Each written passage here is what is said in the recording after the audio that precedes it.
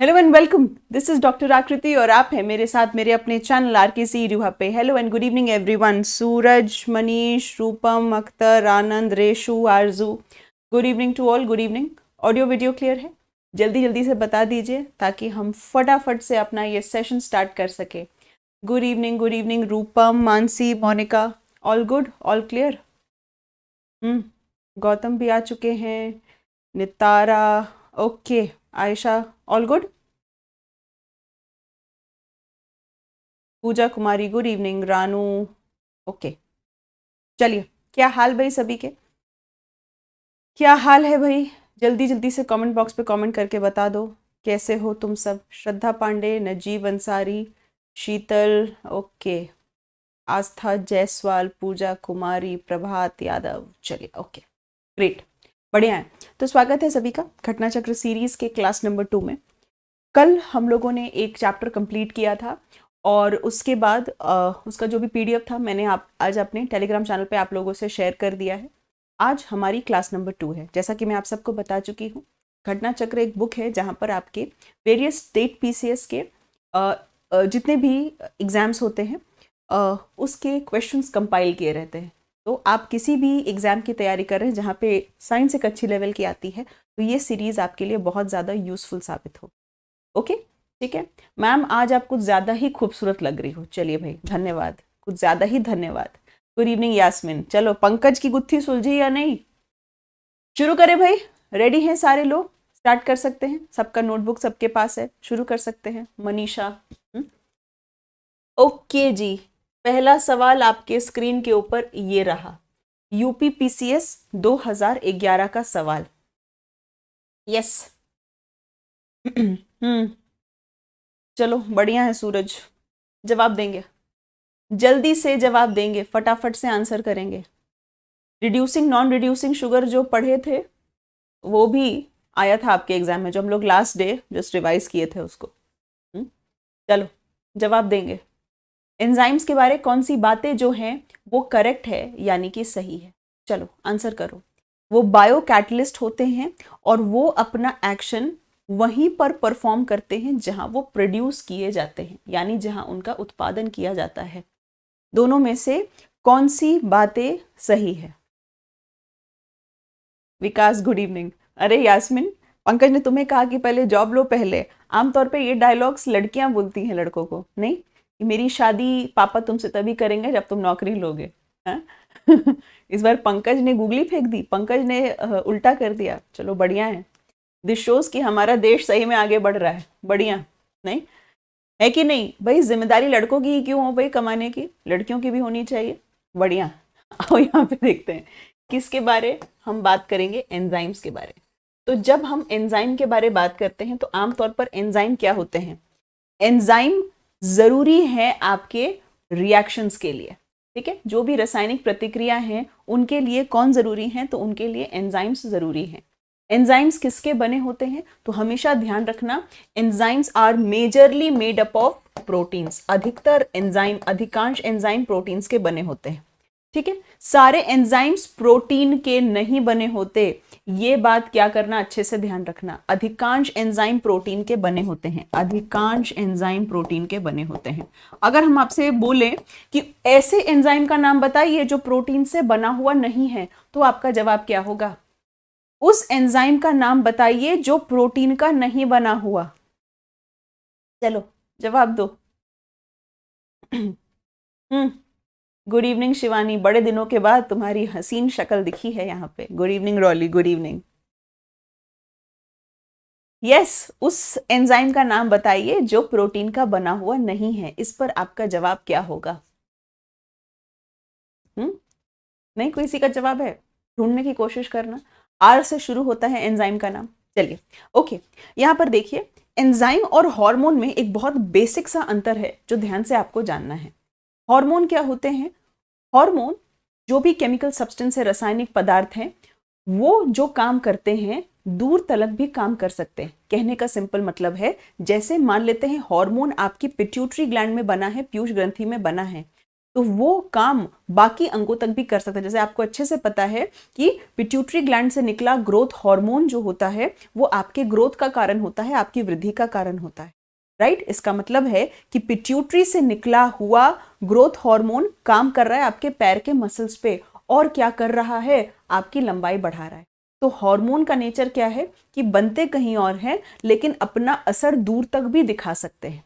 Enzyme की खासियत क्या है, जहां बनेगा वहीं पर असर दिखाएगा। जैसे आप सभी को पता है आपके मुंह में एक एंजाइम होता है जिसका नाम है सलाइवरी अमाइलेज, जिसको आप टायलिन के नाम से जानते हैं, ठीक है।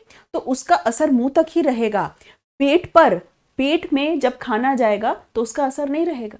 तो ध्यान रखना एंजाइम्स की आदत क्या होती है कि वो जहां पर होते हैं वहीं पर अपना असर दिखाते हैं, जबकि हार्मोन दूर भी अपना असर दिखा सकते हैं।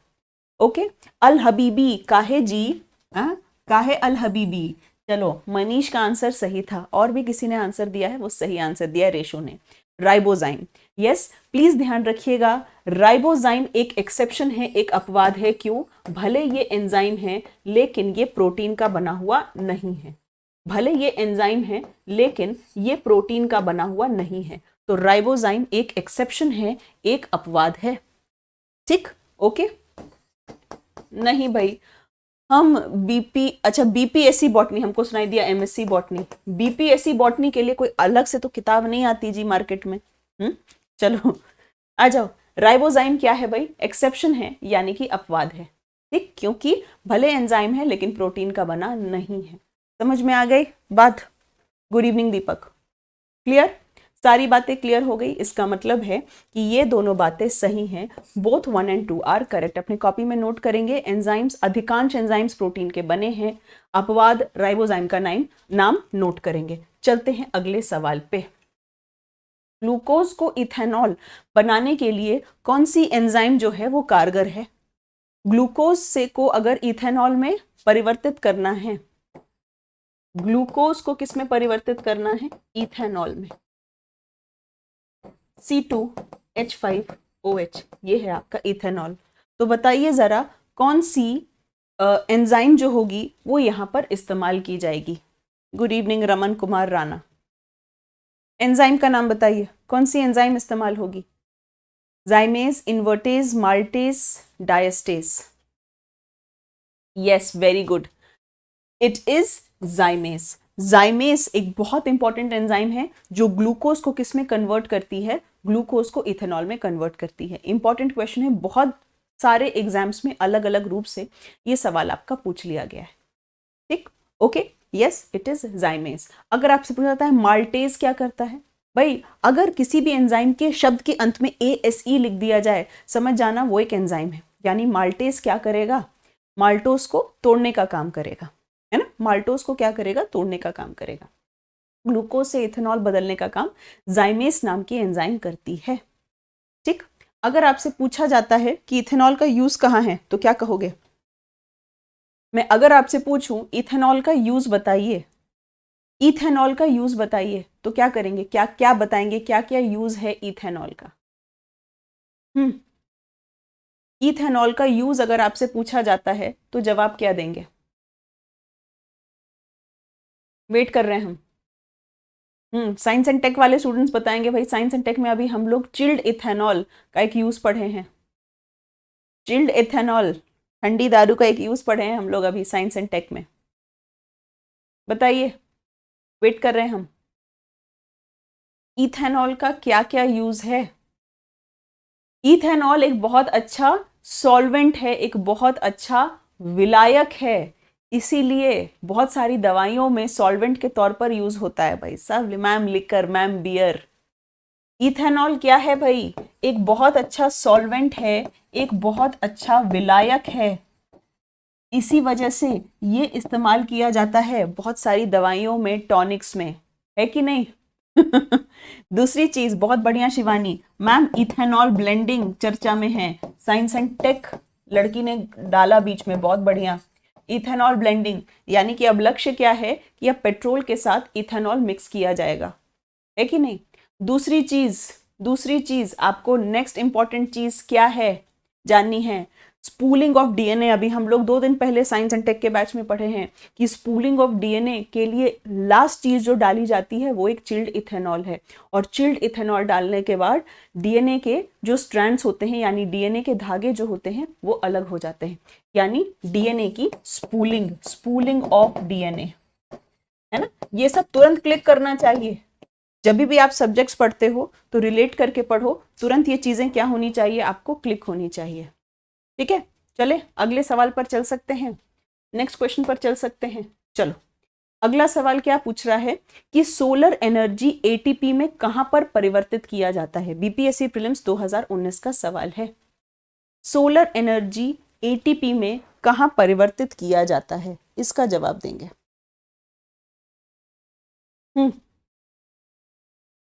एटीपी में कहां परिवर्तित किया जाता है, इसका जवाब देंगे फटाफट से। माइटोकॉन्ड्रिया में, क्लोरोप्लास्ट में, राइबोसोम में, पेरोक्सीसोम में। भाई सोलर एनर्जी को एटीपी में कन्वर्ट करना मतलब कि कहीं ना कहीं ये किसकी बात हो रही है, फोटोसिंथेसिस की बात हो रही है, प्रकाश संश्लेषण की बात हो रही है। आपको हम पहले ही बता चुके हैं, जब भी हमने आपको फोटोसिंथेसिस यानी प्रकाश संश्लेषण पढ़ाया है तो ये बात आपको क्लियरली बताई है कि प्रकाश संश्लेषण के दौरान क्या होता है, वहां पर एक सिंपल सी चीज, सिंपल सी प्रक्रिया होती है कि जो क्लोरोप्लास्ट है, क्लोरोप्लास्ट एक पिगमेंट होता है जो क्लोरोफिल में मौजूद होता है। ठीक है, सॉरी, क्लोरोप्लास्ट के अंदर क्लोरोफिल नाम का वर्णक मौजूद होता है। ठीक है, तो क्लोरोफिल का काम ही क्या है, पकड़ना, सनलाइट को ट्रैप करना, है ना, सनलाइट को ट्रैप करना और सोलर एनर्जी को किस में कन्वर्ट कर देना, एटीपी में कन्वर्ट कर देना। तो आंसर क्या होगा, क्लोरोप्लास्ट, क्योंकि क्लोरोप्लास्ट के अंदर ही क्लोरोफिल नाम का वर्णक यानी कि पिगमेंट जो होता है वो मौजूद होता है। ठीक, अब जरा ध्यान दो, पेरोक्सीसोम क्या होता है। अगर हम आपसे पूछते हैं option number D, option number D क्या है भाई, तब जवाब क्या देंगे।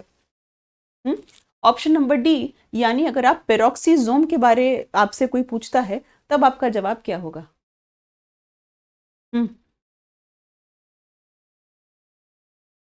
पेरोक्सीसोम सुना हुआ है कभी, पेरोक्सीसोम लाइसोसोम मिलता जुलता है क्या, पेरोक्सीसोम और लाइसोसोम मिलता जुलता है, हाँ। ऑर्गेनेल तो है मनीष, तुम्हारी बात बिल्कुल ठीक है, और ऑर्गेनेल कहाँ है, प्रोकैरियोट में होगा, यूकैरियोट में होगा, तो आपका जवाब होगा कि ये प्रोकैरियोट में होता है।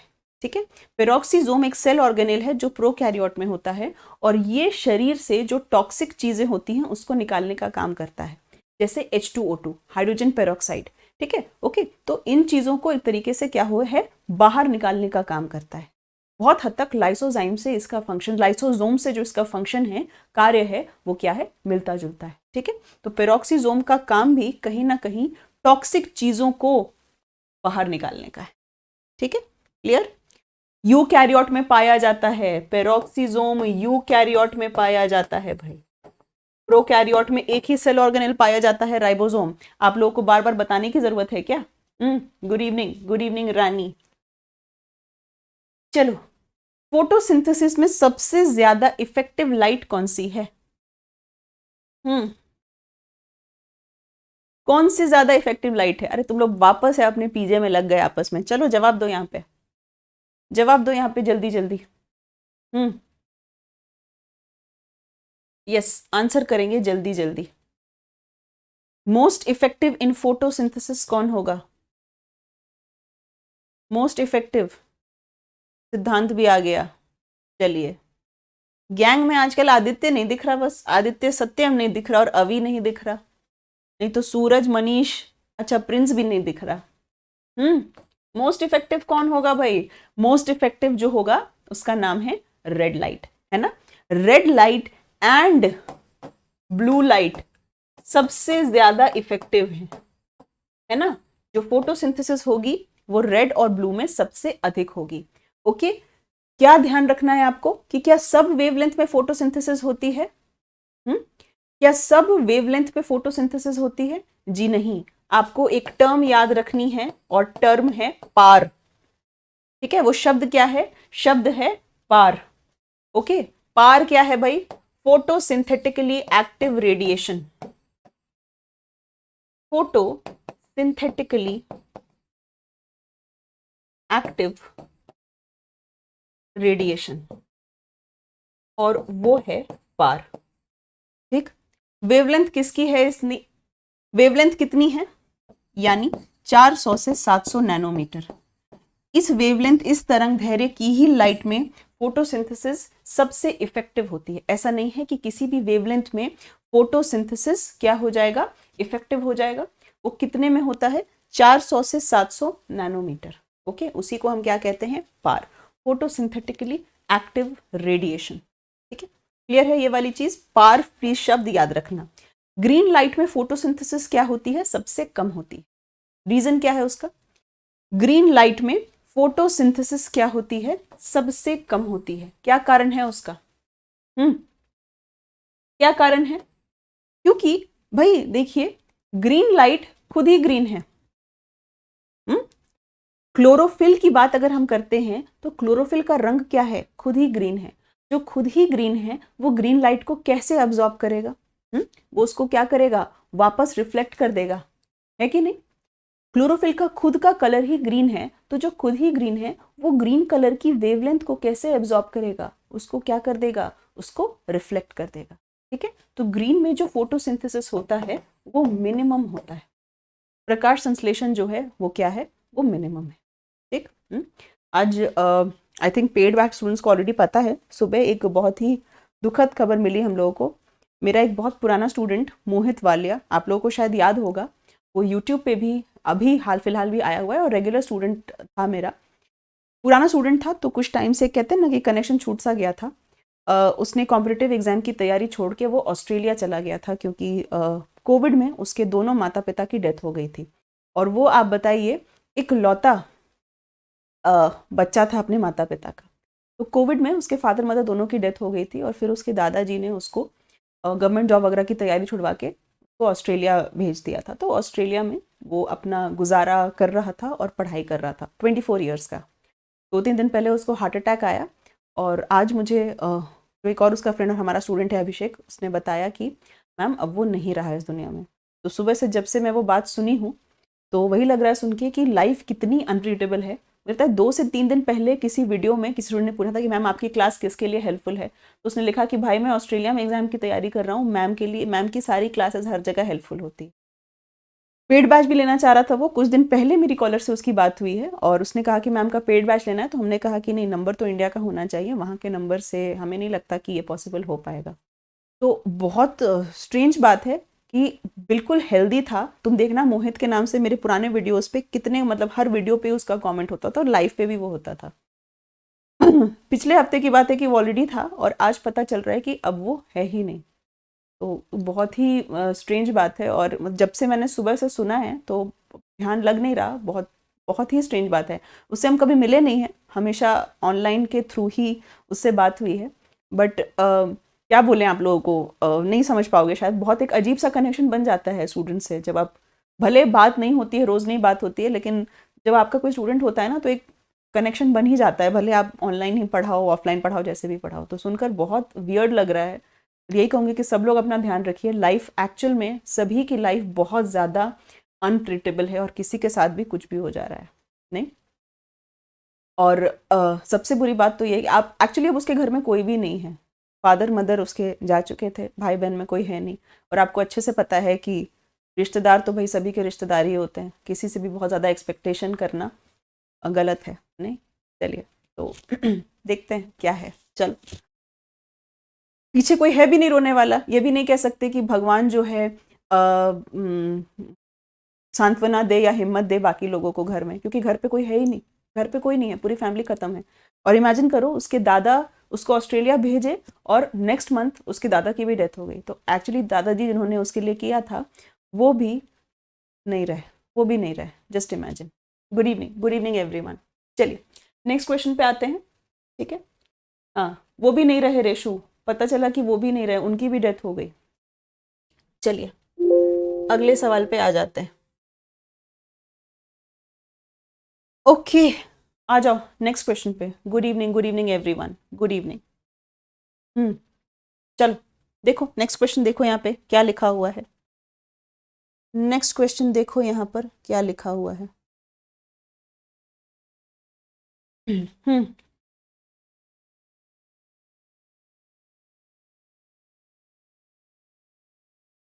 क्या पूछा जा रहा है आपसे? 273 केल्विन पर पानी कम इफेक्टिव है, मतलब अगर मैं आपको बोलूं कि कोल्ड ड्रिंक को ठंडी करके लाओ तो आप बर्फ नहीं ऐड करोगे, बल्कि आप पानी नहीं ऐड करोगे, आप क्या करोगे, आप बर्फ ऐड करोगे उसमें, है ना? तो क्यों ऐड करोगे, क्या कारण है उसका, बताइए।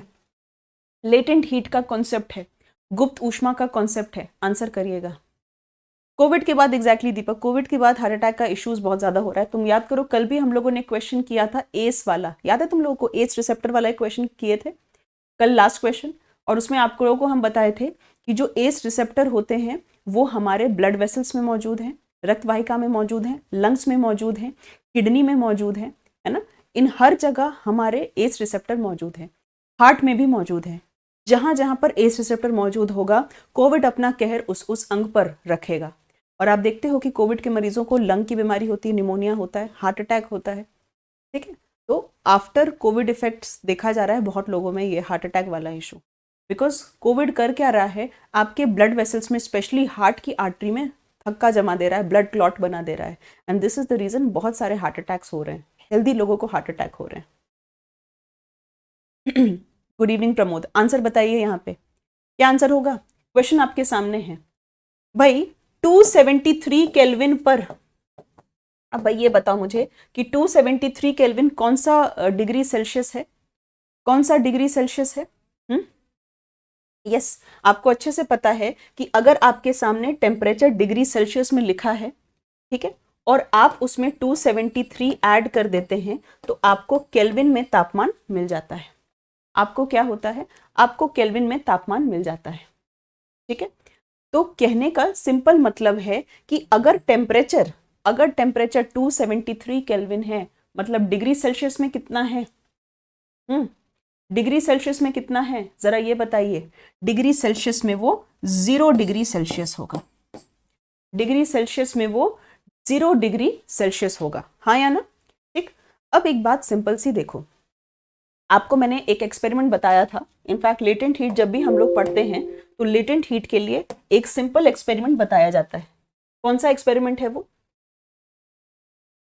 एक बीकर लेना है, बीकर में आपको क्या रखना है, बीकर में आपको आइस रखनी है, बीकर में आपको क्या करना है, आइस रखनी है, बर्फ रखना है, और यहां पर एक थर्मोमीटर लगा देना है। थर्मोमीटर क्या काम करता है? दिल की धड़कन तो नहीं नापता ना, टेम्परेचर ही नापता है, हाँ या ना? और इसको क्या करना है, इसको हीट करना है, इसको क्या करना है, इसको हीट करना है। तो कभी भी अगर आप किसी चीज को हीट करेंगे तो क्या दिखाएगा, थर्मामीटर पे तापमान बढ़ेगा, बिल्कुल बढ़ेगा। इमेजिन करते हैं कि पहले ये बर्फ है -5 डिग्री सेल्सियस पे, इमेजिन करते हैं कि पहले ये बर्फ कितने तापमान पर है, -5 डिग्री सेल्सियस पे, ठीक, ओके। अब क्या होगा, ये 0 डिग्री सेल्सियस, ये -5 डिग्री सेल्सियस, जब आप इसको हीट देंगे, ऊष्मा देंगे तो क्या होगा? बताइए, जब आप इसको हीट देंगे, ऊष्मा देंगे तो क्या होगा भाई? थर्मामीटर में टेम्परेचर बढ़ेगा, तो -5 से -4 आएगा, -3 आएगा, है कि नहीं, और 0 तक पहुंचेगा। 0 डिग्री सेल्सियस पर आप क्या देखोगे, 0 डिग्री सेल्सियस पर आप देखोगे कि आप इसको हीट दिए जा रहे हो, लेकिन थर्मामीटर पे तापमान नहीं मूव कर रहा। हम क्या बोले, 0 डिग्री सेल्सियस पर एक ऐसा समय आएगा जहां पर आप हीट दिए जा रहे हो, ऊष्मा दिए जा रहे हो, लेकिन थर्मामीटर में रीडिंग नहीं बढ़ेगी। इसका मतलब क्या है, इसका मतलब क्या है, कहां चली गई वो हीट, भूत खा गया उसको। इसीलिए हम इस हीट को कहते हैं लेटेंट हीट, यानी कि गुप्त ऊष्मा, क्योंकि हम जो हीट दे रहे हैं वो हीट इस्तेमाल हो जा रही है स्टेट बदलने में। आइस का स्टेट सॉलिड है, पानी का स्टेट लिक्विड है, ठीक है? तो आप जो हीट दे रहे हो वो थर्मामीटर में इसीलिए नहीं दिख रहा, क्योंकि हीट इस्तेमाल हो जा रही है स्टेट बदलने में, यानी सॉलिड से लिक्विड बदलने में। इसीलिए कुछ टाइम तक ये टेम्परेचर बिल्कुल ऐसा दिखता है और फिर टेम्परेचर बढ़ना शुरू होता है, ठीक है? इसी को हम नाम देते हैं लेटेंट हीट, यानी गुप्त ऊष्मा, ठीक है? इसी को नाम देते हैं लेटेंट हीट, यानी कि गुप्त ऊष्मा, ठीक? आई है बात समझ में? और इसको क्या कहते हैं, latent heat of fusion, latent heat of fusion का नाम देते हैं। फ्यूजन क्यों? क्योंकि हम सॉलिड से लिक्विड बदल रहे हैं। कहने का यहाँ पर एक सिंपल मतलब है कि हम अगर 0 डिग्री सेल्सियस की बात करें तो यहाँ पर आइस भी मौजूद है और यहाँ पर वाटर भी मौजूद है, दोनों चीजें मौजूद है। 0 डिग्री सेल्सियस पर आइस भी मौजूद है, वाटर भी मौजूद है, लेकिन वाटर के पास ज्यादा हीट है। क्यों? क्योंकि इस वक्त वाटर के पास गुप्त ऊष्मा है, यानी लेटेंट हीट है। मतलब आपने जो भी हीट सप्लाई की वो इस्तेमाल हो गई स्टेट चेंज होने में। मतलब कि पानी के पास क्या है? लेटेंट हीट यानी गुप्त ऊष्मा मौजूद है। इसीलिए आप कोल्ड ड्रिंक को ठंडी करने के लिए पानी नहीं डालते, आप बर्फ डालते हो, क्योंकि पानी डालोगे तो उस पानी में एक्चुअल में लेटेंट हीट है। राइट? समझ में आ गई है बात? तो क्वेश्चन का आंसर क्या होगा भाई? अब आंसर बता दो जरा, मैं थोड़ा सा कमेंट बॉक्स बड़ा करूं, मुझे दिख नहीं रहा आप लोगों के कमेंट्स। जस्ट एक सेकेंड।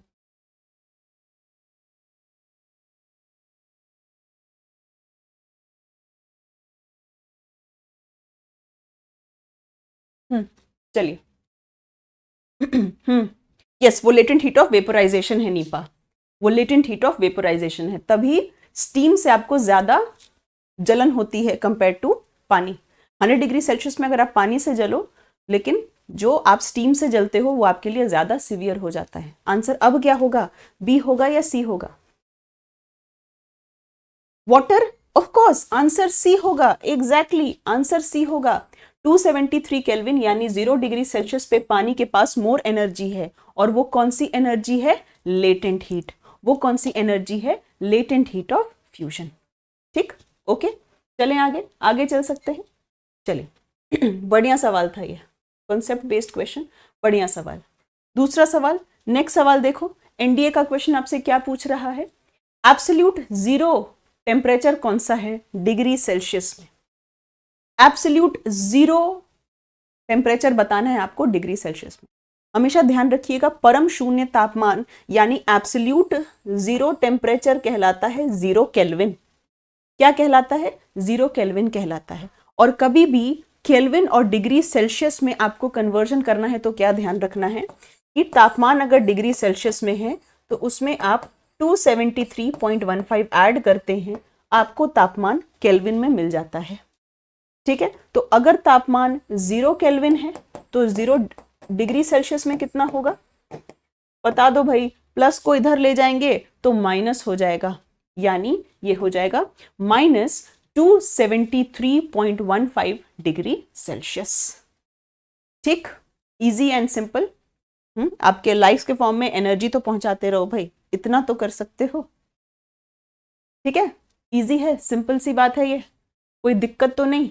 अरे बहुत बेसिक चीजें हैं, इसमें गड़बड़ नहीं कर सकते हैं, ऐसे क्वेश्चंस में गड़बड़ नहीं कर सकते हैं।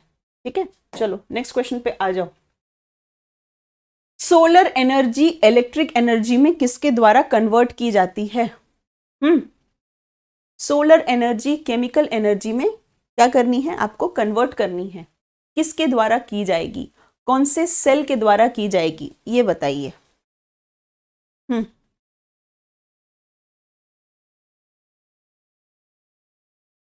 यस, आंसर करेंगे। फोटोवोल्टाइक सेल, बिल्कुल सही, फोटोवोल्टाइक सेल। फोटोवोल्टाइक सेल बनाने के लिए किस एलिमेंट का प्रयोग किया जाएगा? पीवी सेल यानी फोटोवोल्टाइक सेल, जो कि किसको कन्वर्ट करेंगे? सोलर एनर्जी को इलेक्ट्रिकल एनर्जी में कन्वर्ट करेंगे, है ना, जो अपने सोलर पैनल्स वगैरह होते हैं उसमें यूज किए जाएंगे। अगर मैं आपसे पूछूं कि कौन से एलिमेंट का प्रयोग किया जाएगा फोटोवोल्टाइक सेल में, तो आपका जवाब क्या होगा? फोटोवोल्टाइक सेल में किस एलिमेंट का प्रयोग किया जाएगा? क्या आंसर करोगे? बहुत बढ़िया, सिलिकॉन। वाई? बिकॉज सिलिकॉन एक सेमीकंडक्टर है ना, बिल्कुल सही। प्रयोग किया जाएगा सिलिकॉन का, क्योंकि सिलिकॉन एक सेमीकंडक्टर है यानी अर्धचालक है। ठीक है, चाहते क्या हो? हम एक तुम लोग का क्लास 11th-12th की फिजिक्स का एक क्लास लेना चाह रहे हैं यूट्यूब पे सेमीकंडक्टर्स पे। ठीक है, बिकॉज अब के एग्जाम्स में एक वो इंपॉर्टेंट टॉपिक है, सेमीकंडक्टर क्या होते हैं, क्या क्या थ्योरी होती है उनके पीछे, है ना, यूजेस वगैरह तो बाकी चीज़ें हैं अपनी, पर फिजिक्स में उसको काफ़ी अच्छे से, एनसीईआरटी फिजिक्स में सेमीकंडक्टर्स को काफ़ी अच्छे से समझाया गया है। ठीक है, तो उसका एक मास्टर क्लास हम यूट्यूब पे लेंगे, जिसमें कि आपको एक क्लास में आपकी 11th-12th की सेमीकंडक्टर्स को हम यहाँ पर यूट्यूब पे आपको पढ़ा देंगे। ओके, अच्छा चैप्टर है, उसको अटेंड जरूर करना, बहुत सारे आपके कॉन्सेप्ट्स क्या होंगे उससे क्लियर होंगे। ठीक, चलिए देखो यहाँ पे आपसे क्या पूछ रहा है, अगली चीज, इनमें से कौन सा करेक्टली मैच नहीं है, सही तरीके से सुमेलित नहीं है। हम्म हम्म सही तरीके से सुमेलित नहीं है, ये बताना है आपको, कौन सा करेक्ट मैच नहीं है।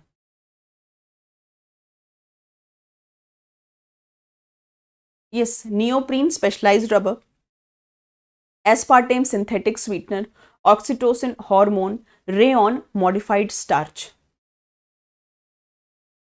यस कुंदन ओबरॉय, क्या आंसर होगा? नियोप्रीन बिल्कुल स्पेशलाइज्ड रबर है, नियोप्रीन है ना। जरा हमको ये बताओ आइसोप्रीन क्या है, लगे हाथ कुछ मेरे सवालों का भी जवाब दे दो, क्योंकि पॉलीमर तुम लोगों को रगड़ रगड़ के बहुत पढ़ाए थे और बहुत बार तुम लोगों को क्या किए थे, प्रैक्टिस भी कराए थे, रिवीजन भी कराए थे। अगर हम तुमसे पूछते हैं आइसोप्रीन कहाँ सुने हो, आइसोप्रीन क्या है, तो आपका जवाब क्या होगा? आइसोप्रीन कहाँ सुने हो? आइसोप्रीन, आइसोप्रीन कहाँ सुने हो, क्या है ये आइसोप्रीन? जवाब दीजिए, और इसका भी जवाब दो कि क्लोरोप्रीन कहां पर सुने हो। मोनोमर ऑफ रबर, बहुत बढ़िया मानसी, बिल्कुल नेचुरल रबर, जो प्राकृतिक रबर है वो एक पॉलीमर है। अगर आपसे पूछा जाए कि प्राकृतिक रबर का मोनोमर क्या है, तो वो है आइसोप्रीन। तो ये मोनोमर है यानी कि एकलक है, मोनोमर है यानी एकलक है, किसका? प्राकृतिक रबर का, यानी कि नेचुरल रबर का। और अगर मैं आपसे पूछूं कि क्लोरोप्रीन क्या है, क्लोरोप्रीन क्या है, तो ध्यान रखना ये किसका मोनोमर है, ये किसका मोनोमर है? तो नियोप्रीन जो सिंथेटिक रबर है उसका मोनोमर है। ठीक है, मोनोमर ऑफ नियोप्रीन। नियोप्रीन हम कहाँ इस्तेमाल करते थे? क्या हम नियोप्रीन स्विमिंग सूट में इस्तेमाल करते थे, हाँ या ना? क्या नियोप्रीन का इस्तेमाल स्विमिंग सूट में हो पाता था? आर्टिफिशियल रबर का मोनोमर है ये, कृत्रिम रबर का मोनोमर है।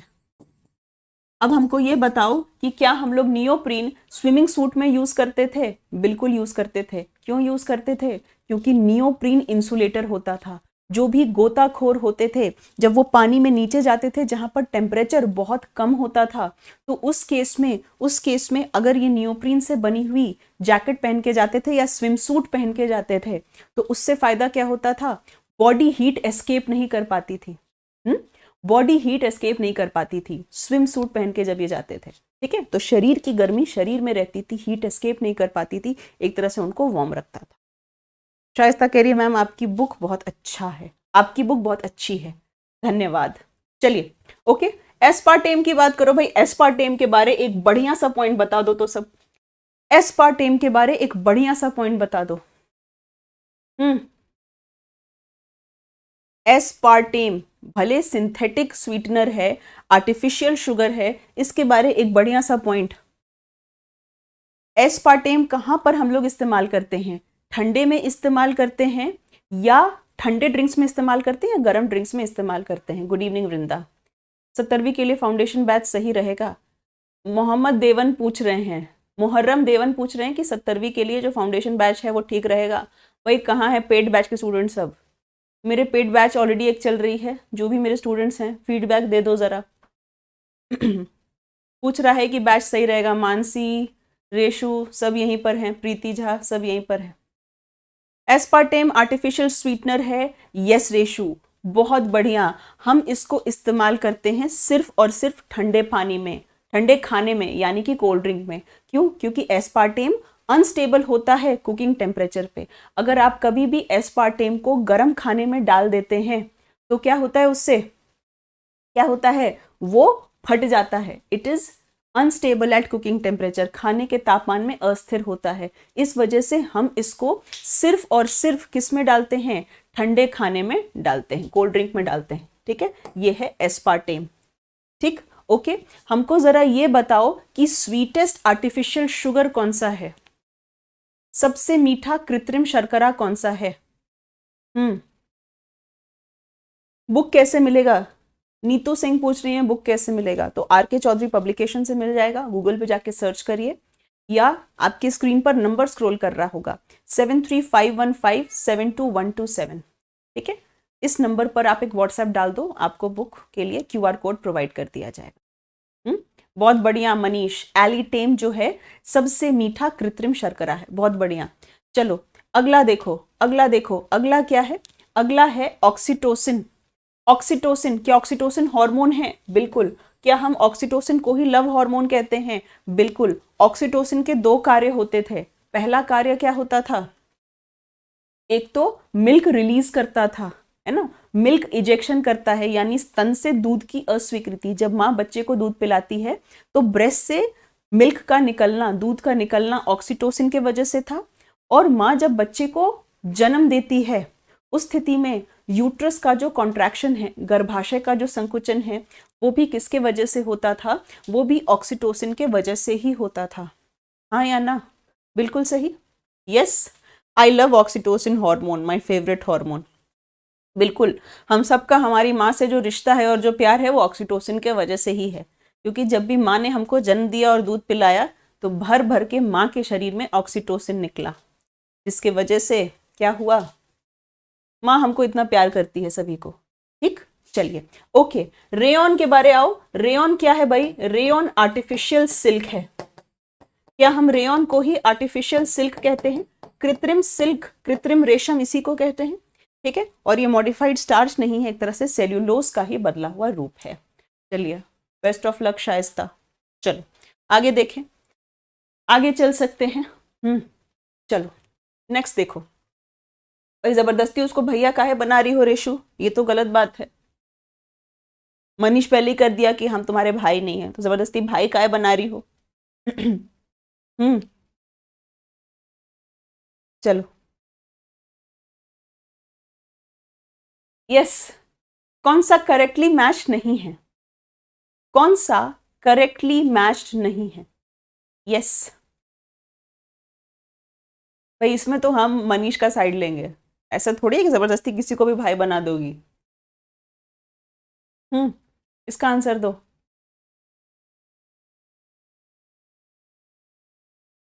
आंसर, आंसर करेक्टली मैच्ड कौन सा नहीं है?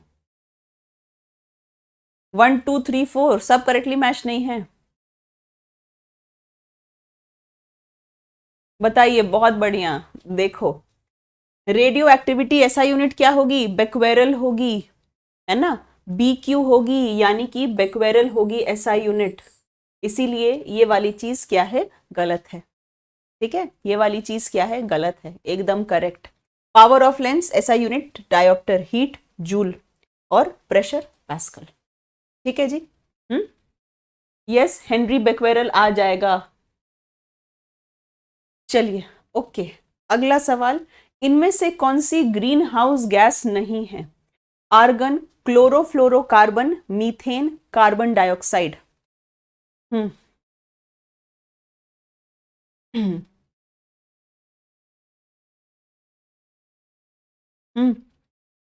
आंसर करिए भाई, आंसर करिए।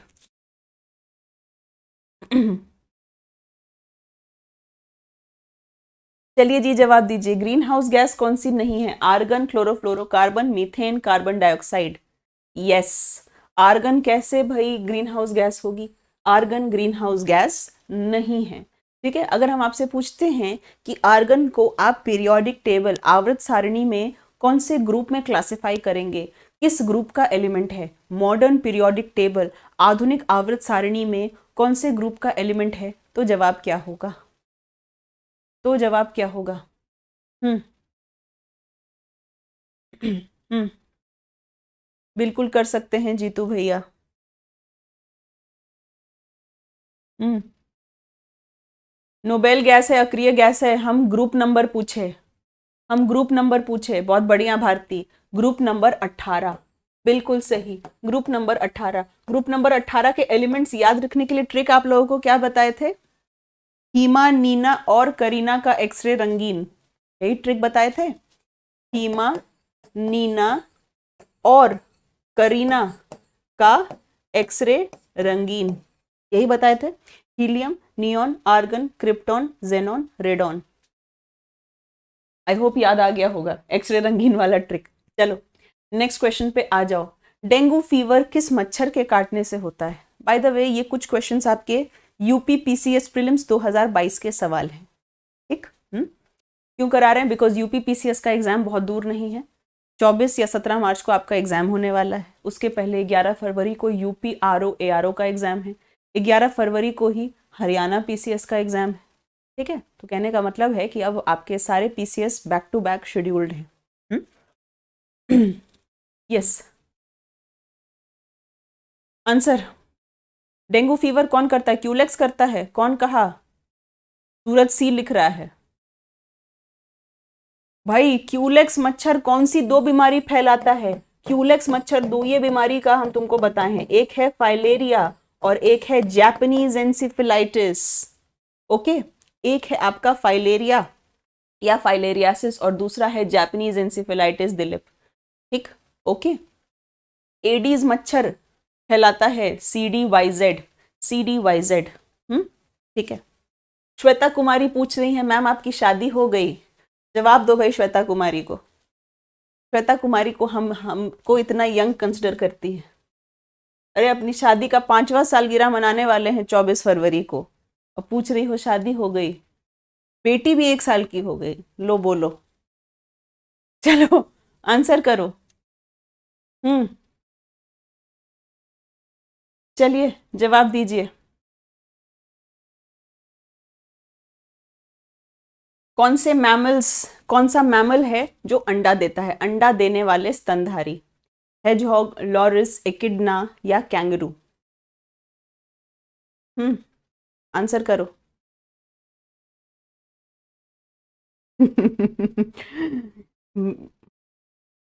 आंसर करो जल्दी से। एग लेइंग मैमल कौन सा है? एक्सेप्शन है, अपवाद है ना, क्योंकि मैमल्स की फितरत क्या है कि they give birth to young ones. Okay, yes, they give birth to young ones, जो कि क्या करते हैं? यंग वंस को जन्म देते हैं, हम उन्हीं को मैमल्स कहते हैं, राइट। लेकिन एकिडना जो है, एकिडना एक्सेप्शन है, एकिडना प्लैटिपस, ये क्या है?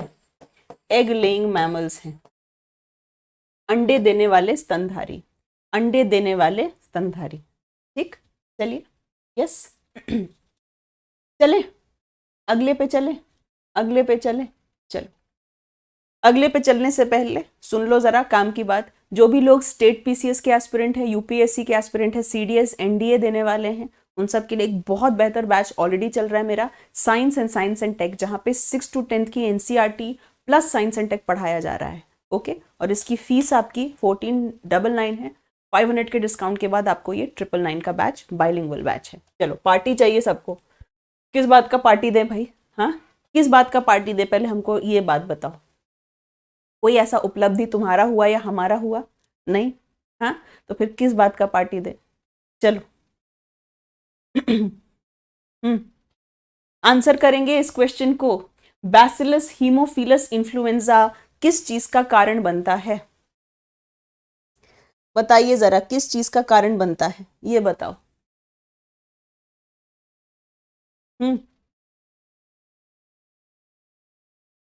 Good evening Nikita, good evening.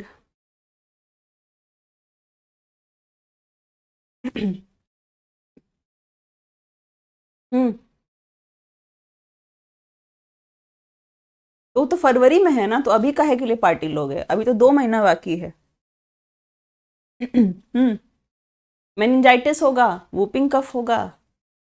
अच्छा, मेनिंजाइटिस होगा। बस मानसिक आंसर सही है, मिशन पीसीएस का भी आंसर ठीक है। Yes, it is pneumonia. तुम लोग एकदम नालायक हो। जाके मेरा बुक खोल के देखना, मेरा बुक खोल के देखना जो हम लिखे हैं, और तुम लोगों को बार बार अपना नोट्स खोल के देखना। कभी भी तुम लोगों को अगर हम निमोनिया पढ़ाए हैं तो उसमें स्पेसिफिकली मेंशन किए थे कि स्ट्रेप्टोकोकस निमोनिया तो है ही, साथ में हीमोफिलस इन्फ्लुएंजा लिख लो, क्योंकि अगर उसको नहीं लिखोगे तो भूल जाओगे, अगर उसको नहीं लिखोगे तो भूल जाओगे। लेकिन तुम लोग नालायक के नालायक रहोगे। जाके अपने नोट्स को चेक करना। 1 सेकेंड रुक जाओ, अभी हम तुमको बता रहे हैं। तुम लोग सब जो हो खाली बखैती करते हो दिन भर। Human disease page number 178। Page number 178 आपको क्या करना है, निकालना है, ठीक है। और सॉरी, पेज नंबर 181। यस, क्या करोगे, बुक में पेज नंबर 181 खोलो और पहला लाइन देखो, पहला लाइन देखो, it is due to haemophilus influenzae. 12वीं कक्षा के एनसीईआरटी में भी दिया हुआ है और ये बात आपसे यूपीपीसीएस में भी पूछी गई थी। तो उस किताब खरीद रखने के लिए थोड़ी मंगवाते हैं, पढ़ाई की जाती है उससे, ठीक है। प्लीज ध्यान रखना, निमोनिया करता है आपका स्ट्रेप्टोकॉकस निमोनिया तो करता ही है, ठीक है। स्ट्रेप्टोकॉकस निमोनिया तो करता ही है, लेकिन उसके अलावा भी हीमोफिलस इन्फ्लुएंजा करता है। मैम मुझे सी लगा, बट सबका आंसर देके कंफ्यूज हो गए। तो सबका आंसर देके काहे कंफ्यूज होते हो, निमोनिया है, ठीक है। चलिए, ओके, अगले सवाल पे चलते हैं। नेक्स्ट क्वेश्चन आपसे क्या पूछ रहा है, इनमें से कौन सा पेड़ है जो पर्यावरण के लिए खतरनाक है? यस, कौन सा पेड़ है जो पर्यावरण के लिए क्या है, खतरनाक है? बुक बाइलिंगुअल है मिशन पीसीएस, ठीक है। आफ्टर 30% डिस्काउंट बुक आपको 315 की पड़ती है, 384 पेजेस हैं, एमआरपी 450 है, लेकिन after discount and free shipping है बुक पर 315 की आपको बुक पड़ती है, ओके। बाइलिंगुअल है, अंग्रेजी हिंदी एक ही किताब में। बताइए क्या है वो? यस, यूकेलिप्टस ट्री है, और यूकेलिप्टस ट्री को कहा जाता है एनिमी ऑफ द इन्वायरमेंट। क्यों? क्योंकि ये पानी की खपत क्या है, वो बहुत ज्यादा करती है, और यही रीजन है कि क्या होता है, ग्राउंड वाटर का जो लेवल है वो कम हो जाता है इसके वजह से। इसीलिए इसको हम एनवायरमेंटल हजार्ड कहते हैं, या एनिमी ऑफ इन्वायरमेंट के नाम से भी इसको हम जानते हैं, ठीक है। चलें आगे चल सकते हैं नेक्स्ट क्वेश्चन पे। चलिए, अगला सवाल आपके सामने ये है, बढ़िया सवाल है, एसर्शन रीजन क्वेश्चन है। एसर्शन रीजन क्वेश्चन, प्लीज ऐसे क्वेश्चंस को करने की आदत डालिए, क्योंकि आजकल के एग्जाम में statement based question, assertion reason question, इन सब का काफी ज्यादा क्या है, बोलबाला है। क्या लिखा है आपसे? Some bacteria can synthesise their own food, ठीक। कुछ जीवाणु अपने भोजन को स्वयं संश्लेषित कर लेते हैं। क्या ये बात ठीक है? क्या ये बात ठीक है जी? ये बताइए। जी हाँ, ये बात ठीक है ma'am. These bacteria have green matter called chloroplast. क्या इनके पास क्लोरोप्लास्ट है? इसका जवाब दे दो। क्या बैक्टीरिया के पास क्लोरोप्लास्ट है क्या जी?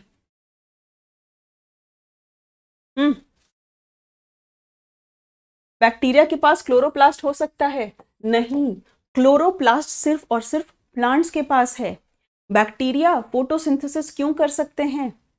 क्योंकि उनके पास बाकी पिगमेंट्स मौजूद हो सकते हैं, उनके पास क्लोरोप्लास्ट नहीं हो सकता। क्लोरोप्लास्ट सिर्फ और सिर्फ प्लांट्स के पास होता है, ओके, ठीक है। इसका मतलब है ए सही है और आर गलत है, ओके, बट बू नहीं, बट, ठीक है। ए सही है और आर क्या है, आर जो है आपका गलत है। यस, क्लोरोप्लास्ट हमेशा प्लांट्स में होता है। क्लोरोप्लास्ट एक तरीके का प्लास्टिड है, और वो होता ही क्या है, प्लांट में होता है हमेशा, ठीक। चलो, बैक्टीरिया अपना खाना खुद बना सकते हैं? यस, बैक्टीरिया ऑटोट्रॉफ्स होते हैं, और दोनों तरीके के हो सकते हैं, फोटो ऑटोट्रॉफ हो सकते हैं और कीमो ऑटोट्रॉफ हो सकते हैं, है ना, दोनों प्रकार के हो सकते हैं, फोटो ऑटोट्रॉफ और कीमो ऑटोट्रॉफ। फोटो ऑटोट्रॉफ का मतलब है जो प्रकाश से, यानी कि सूर्य की रोशनी से अपना खाना बनाते हैं, ठीक। और दूसरी चीज आपको क्या जाननी है, कीमो ऑटोट्रॉफ है जो केमिकल्स कन्वर्ट करके अपना खाना बनाते हैं। रेशु कह रही है मैम बी क्यों नहीं हो सकता है, पिट्टी पड़ेगी तुमको यहीं से। क्लोरोप्लास्ट बैक्टीरिया में कहां से होगा रीशु, एक बात बताओ। क्लोरोप्लास्ट बैक्टीरिया में कहां से होगा? तुमको जब हम पढ़ा रहे थे तो एक सिंपल सा चीज बताए थे, पीपीपी, पी से प्लांट, पी से प्लास्टिड और पी से पिगमेंट। क्लोरोप्लास्ट एक प्लास्टिड है और वो सिर्फ और सिर्फ प्लांट में मौजूद होता है। लड़की अपना कमेंट डिलीट भी कर दी, लेकिन तब तक तो हम देख लिए, क्या फायदा। चलो, गलत पढ़ ली, गलत तो नहीं पढ़ी हो, बोलो कंफ्यूज हो गए। अगला सवाल देखो आपके सामने है, क्या पूछा है आपसे कि बैक्टीरिया के बारे इनमें से कौन सी बात करेक्ट है, जीवाणु के बारे कौन सी बात इनमें से करेक्ट है। हम्म यस, बैक्टीरिया के बारे, जीवाणु के बारे इनमें से कौन सी बात है जो करेक्ट है, ये बता दो जरा। हम्म बॉर्डर लाइन होते हैं लिविंग और नॉन लिविंग के? जी नहीं, लिविंग और नॉन लिविंग के बॉर्डर वायरस होते हैं, ये नहीं। प्लांट्स और एनिमल्स के होते हैं? बिल्कुल नहीं। फ्लावरिंग एंड नॉन फ्लावरिंग के होते हैं? नहीं भाई, बैक्टीरिया ये प्लांट्स के कैसे बॉर्डर हो जाएंगे।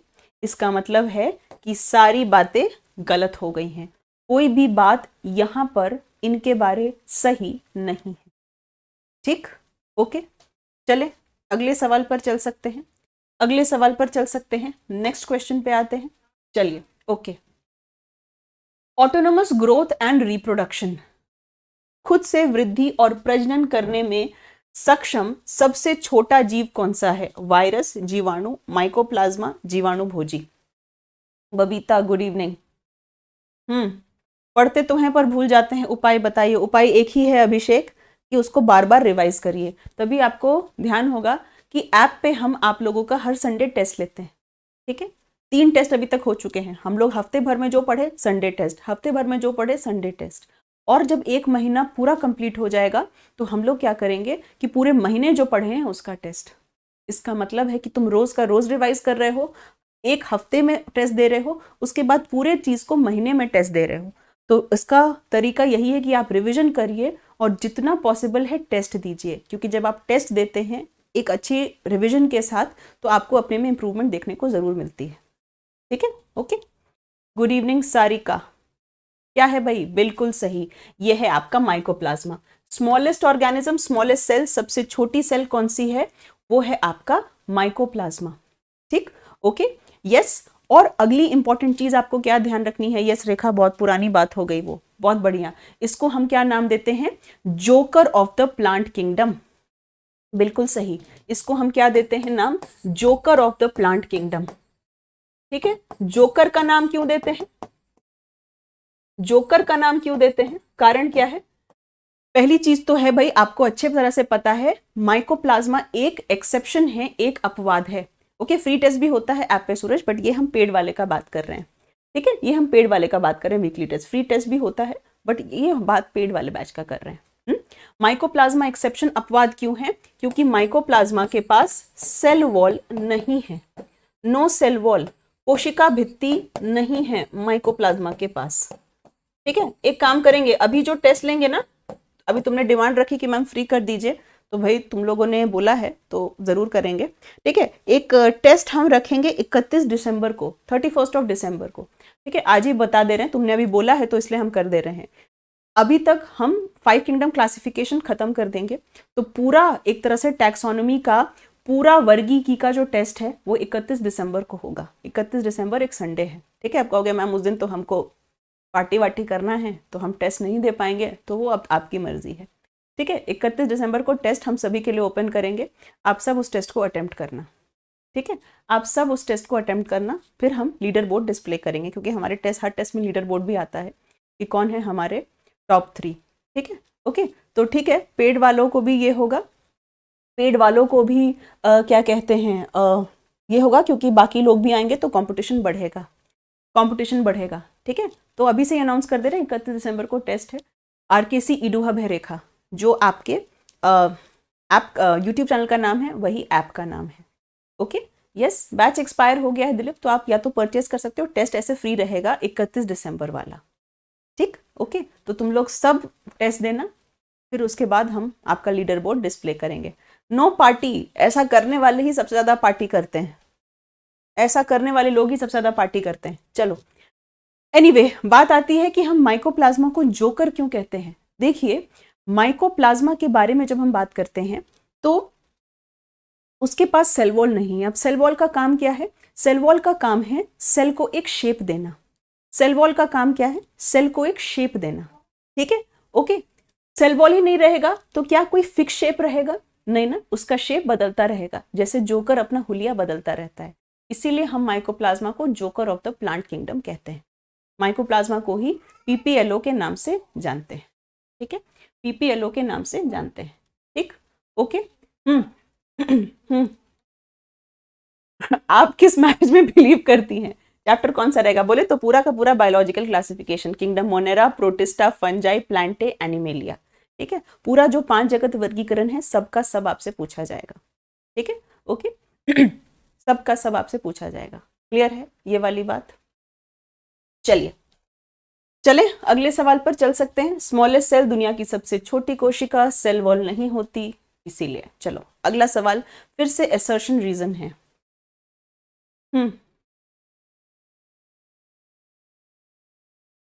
यस, कौन कह रहा है कि हम शादी नहीं करेंगे? श्वेता, काहे श्वेता, इतनी सी उम्र में तुम्हारा शादी से विश्वास काहे उठ गया? कोई धोखा ओखा दे गया क्या? जवाब दो। ऐप का लिंक डाल रहे हैं कमेंट बॉक्स में। कोई ऐप का लिंक मांग रहा है, आप लोग आंसर करिए, तब तक हम ऐप का लिंक कमेंट बॉक्स में डालें।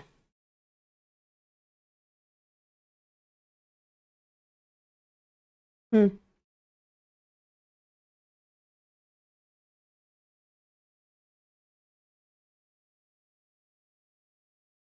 1 मिनट।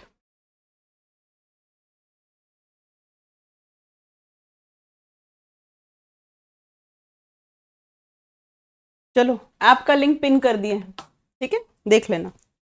ऐप का लिंक हमने पिन कर दिया है कमेंट बॉक्स में। आंसर बताएंगे, नो प्यार नो धोखा। Root system of desert plants are longer. मरुस्थलीय पौधे की जो जड़ प्रणाली है वो बहुत लंबी होती है। क्या ये बात सही है? बिल्कुल। जो भी आपके डेजर्ट प्लांट्स होते हैं, आपको मैंने अडेप्टेशन बताया था, अनुकूलन बताया था, है ना। डेजर्ट प्लांट्स करते क्या हैं कि आमतौर पे आप देखेंगे कि उनकी लीव्स नहीं होती, यानी उनकी लीव्स जो होती हैं कई बार थॉर्न यानी कांटों में क्या हो जाती है, तब्दील हो जाती है। कारण क्या है? क्योंकि डेजर्ट प्लांट्स यानी मरुस्थलीय पौधे ऐसे जगह पर होते हैं जहां पर पानी की कमी होती है ना। तो जितना ज्यादा बड़ा उनका पत्ता रहेगा उतना ज्यादा ट्रांसपीरेशन होगा, यानी कि वाष्पोत्सर्जन होगा। Right, yes. And this is the reason कि उनका जो लीफ होता है वो लीफ बड़ा नहीं होता बल्कि कांटे की तरह छोटा हो जाता है। दूसरी इंपॉर्टेंट चीज आपको क्या ध्यान रखना है कि उनका जड़ जो है वो गहरा होता है। उनका जड़ जो है वो गहरा होता है, बहुत नीचे जाता है। क्यों? क्योंकि पानी की खोज में वो नीचे जाता है। ठीक है, तो ये बात सही है। एक सेकेंड, पहला स्टेटमेंट क्या है? सही है। फिर क्या कह रहा है? Higher temperature of soil. क्या लगता है कि जो मृदा है उसका उच्च तापमान जड़ों की वृद्धि का कारण है? ऐसा है क्या? ऐसा है क्या? नहीं जी, ऐसा नहीं है। हाई टेम्परेचर जड़ की वृद्धि हो जाएगी? Nonsense question, nonsense statement. ठीक है, यानी A is true and R is false। ठीक, यस, वाटर की खोज में डीप में जाता है, बिल्कुल ही करेक्ट बात है। ठीक है जी, चलिए और सवाल हैं बाकी। चलो, बुक के लिए बाकी कोई इंक्वायरी कर रहा था कि मैम बुक कैसे लेंगे, तो बुक के लिए आप आर.के. चौधरी पब्लिकेशन पे लॉग इन कर सकते हैं या आप इस नंबर पर कॉल कर सकते हैं 7351572127। चलिए नेक्स्ट क्वेश्चन देखो, इनमें से कौन सी चीज मैच नहीं है? यस, बताइए जी, अगला क्या पूछ रहा है आपसे? इनमें से कौन सा करेक्टली मैच्ड नहीं है? ठीक है, कौन सी चीज है जो करेक्ट मैच नहीं है? Yes, autotroph producer, heterotroph consumer, saprotroph decomposer, herbivore secondary consumer. अब मैं एक चीज आप लोगों को बता दूं, आप में से जो भी लोग यूपी पीसीएस आरओ एआरओ की तैयारी कर रहे हैं, यूपी पीसीएस की तैयारी कर रहे हैं, ठीक है, ओके, इन दोनों लोगों के लिए एनवायरमेंट एक बहुत इंपॉर्टेंट पार्ट है। साइंस एंड टेक तो है ही, 14 से 15 क्वेश्चन या कई बार 16 क्वेश्चन साइंस के आते हैं और 13 से 15 क्वेश्चन इक्वली आपके एनवायरमेंट के आते हैं। तो जो भी लोग यूपी के एग्जाम्स की तैयारी कर रहे हैं, आरओ एआरओ और यूपी पीसीएस, क्योंकि फरवरी में आरओ एआरओ है, मार्च में आपका यूपी पीसीएस है, प्लीज़ इन्वायरमेंट को बहुत अच्छे से करके जाइएगा, क्योंकि इन्वायरमेंट मुश्किल नहीं आती, काफ़ी स्कोरिंग पार्ट है वो आपका। जैसे यूपी स्पेशल और बाकी चीज़ें तो आपके लिए थोड़ा सा चैलेंजिंग हो जाता है पढ़ना, बट इन्वायरमेंट की बात मैं करूँ तो बहुत बेसिक इन्वायरमेंट आपसे पूछी जाती है, प्लीज़ उसको अच्छे से करके जाना। चलिए, ओके।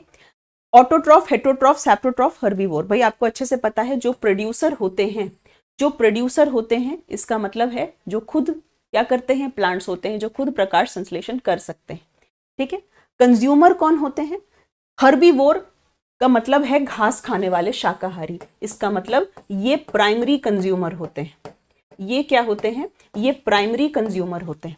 शाकाहारी क्या है, ये आपके प्राइमरी कंज्यूमर है, ठीक, ओके। हेट्रोट्रॉफ की अगर हम बात करते हैं तो भाई हेट्रोट्रॉफ बहुत प्रकार के हो सकते हैं, उन्हीं में से एक हर्बीवोर है। सैप्रोट्रॉफ की बात करते हैं तो मृतपोषी या सैप्रोट्रॉफ, सैप्रोट्रॉफ में दो आते हैं, आपके फंगस आ सकते हैं यानी कवक आ सकते हैं, और जीवाणु भी आ सकते हैं यानी कि बैक्टीरिया भी आ सकते हैं, ठीक। तो हर्बीवोर जो है वो प्राइमरी कंज्यूमर है। सेकेंडरी कंज्यूमर कौन होगा, सेकेंडरी कंज्यूमर होगा कार्निवोर। सेकेंडरी कंज्यूमर कौन होगा, कार्निवोर होगा, यानी कि मांसाहारी होगा, ठीक, क्लियर है, इसमें तो कोई दिक्कत नहीं, कोई परेशानी नहीं। चलिए अगले सवाल पे आ जाते हैं, ट्रॉफिक स्तर 1 पर कौन आएगा, एमपीपीसीएस प्रीलिम्स 2016। अब इस बार का तुम लोगों ने पेपर देखा एमपीपीसीएस का, इस बार एमपीपीसीएस भी साइंस एंड टेक पूछ दिया है, ठीक है। इस बार एमपीपीसीएस ने भी साइंस को तवज्जो ना देके साइंस एंड टेक को तवज्जो दी है, एक तरह से आप कह सकते हैं। हालांकि एमपीपीसीएस में साइंस एंड टेक का सिलेबस हमेशा से बहुत क्लियरली डिफाइन था और क्वेश्चन बहुत सिंपल पूछे जाते हैं, ठीक है। जैसे कि अमेजॉन, फ्लिपकार्ट, ये किसके एग्जाम्पल हैं, तो आपको पता है ई कॉमर्स में B2C का एग्जाम्पल है, बिजनेस टू कंज्यूमर, इस तरह के सवाल पूछे गए।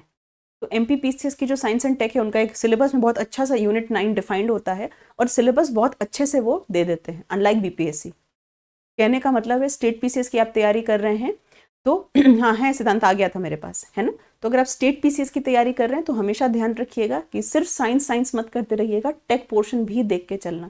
खैर एमपीपीएससी में तो अलग से यूनिट उन्होंने दे के रखा हुआ है, ठीक है। चलो, ट्रॉफिक लेवल 1 कौन सा होता है, ट्रॉफिक लेवल 1 पे आपके सारे प्रोड्यूसर आते हैं, और प्रोड्यूसर का मतलब है आपके ग्रीन प्लांट्स यानी कि आपके हरे पौधे। चलिए, कर सकता है मानसी, कोई बात नहीं, तुमको क्या टेंशन है, तुम तो सब प्रिपेयर कर ही रही हो। आर्के बैक्टीरिया का एक समूह किसका प्रयोग या किसका उत्पादन करता है, यस, ये बताइए, इसका जवाब दीजिए। अगर आपसे पूछा जाता है ग्रुप ऑफ आर्के बैक्टीरिया का एक समूह जो होता है वो किस चीज का उत्पादन करता है, किस चीज को बनाता है। अब सभी परीक्षा का लेवल, सिलेबस बदल दिया गया और लेवल बढ़ा दिया गया है। क्या आपको आर्के बैक्टीरिया बताए थे, आर्के बैक्टीरिया का मतलब क्या है, पुराने वाले बैक्टीरिया, इनको हम एक्सट्रीमोफिल्स कहते थे, हाँ या ना। आर्के बैक्टीरिया को एक्सट्रीमोफिल्स कहते थे क्योंकि ये किस में पाए जाते हैं, एक्सट्रीम एरियाज में पाए जाते हैं। 3 तरह के थे, हैलोफाइल जो अत्यंत लवण वाले क्षेत्र में पाए जाते हैं, फाइल का मतलब होता है प्यार और हैलो शब्द का मतलब होता है लवण यानी कि सॉल्ट, ठीक। दूसरे कौन से थे, थर्मो एसिडोफिल्स थे आपके। थर्मो एसिडोफिल्स कहने का मतलब है जो अम्लीय क्षेत्र में उगते थे, जो कौन से क्षेत्र में उगते थे, एसिडिक एरियाज में उगते थे, अम्लीय क्षेत्र में होते थे।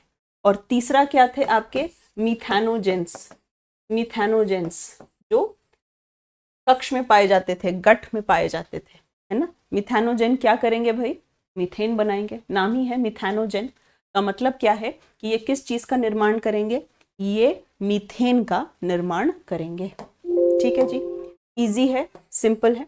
चलिए, ओके, अगला सवाल इजी सवाल, बस आखिरी के 3 सवाल हैं, फटाफट से आंसर दीजिए, छुट्टी करिए, जवाब दीजिए जल्दी जल्दी से, फटाफट से आंसर करेंगे। क्या पूछ रहा है आपसे, हाँ विशाल, बहुत पुराना बात हो गया, वीडियो भी डाल दिए, काहे छोड़े, कब छोड़े, कैसे छोड़े, आगे क्या करेंगे, पहले क्या करेंगे, सबके बारे। क्या होगा,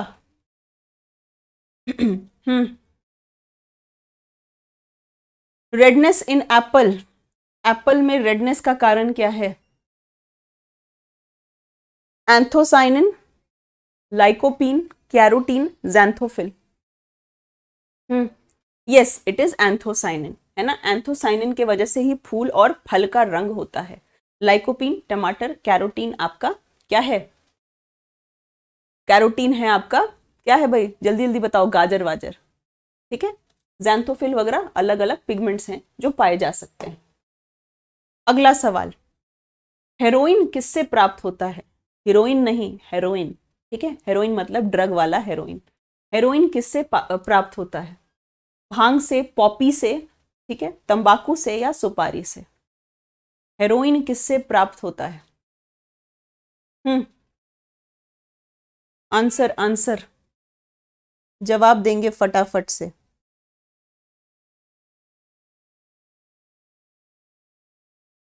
क्या होगा जवाब? बिल्कुल, पॉपी प्लांट से पाया जाता है ना। इसके सूखे फूलों से पाया जाता है ना, सूखे फूलों से पाया जाता है। और आज का आखिरी सवाल आपसे क्या पूछ लिया जा रहा है कि ओपियम का बोटैनिकल नेम क्या है, वानस्पतिक नाम क्या है? ओपियम का बोटैनिकल नेम क्या है, वानस्पतिक नाम क्या है? हम्म, चलो जवाब देंगे जल्दी जल्दी से। लास्ट क्वेश्चन है आज का। साइंटिफिक नेम क्या है? Yes, it is Papaver सोमनिफेरम। बिल्कुल सही, बिल्कुल करेक्ट। इसका जो साइंटिफिक नेम है वो क्या है? पैपावर सोमनिफेरम। ठीक, चलो तो भाई आज की कक्षा आपकी यहीं तक थी। आप में से जो भी लोग एनसीईआरटी 6 to 12 डिटेल में पढ़ना चाहते हैं, बहुत शानदार बैच चल रहा है हमारा। अभी हम लोग एनिमल किंगडम चैप्टर पे हैं, जंतु जगत चैप्टर पे हैं, ठीक है। आप इस बैच को ज्वाइन कर सकते हैं। बैच बाइलिंगुअल होती है। क्लास डाउनलोड कर सकते हैं, पीडीएफ डाउनलोड कर सकते हैं, और हर संडे को आप अपना वीकली टेस्ट और एक मंथली टेस्ट मंथ के एंड में दे सकते हैं, जिससे आप एक अच्छे तरीके से अपनी तैयारी कर सकते हैं, राइट। बैच लेने के लिए या बुक लेने के लिए आप आरकेसी ईडूहब ऐप डाउनलोड कर सकते हैं प्ले स्टोर से। लिंक मैंने कमेंट बॉक्स में दे दिया है, या हमारे सामने आपकी हेल्पलाइन नंबर चल रही है 7351572127। ठीक, ओके। आप में से जो भी लोग स्टेट पीसीएस के लिए सिर्फ साइंस एंड टेक पढ़ना चाहते हैं, 799 फी है आफ्टर डिस्काउंट। ये भी बैच में अभी बायोटेक्नोलॉजी चल रही है। आज हम लोगों ने 3 पेरेंट बेबी इसमें फिनिश किया है, राइट।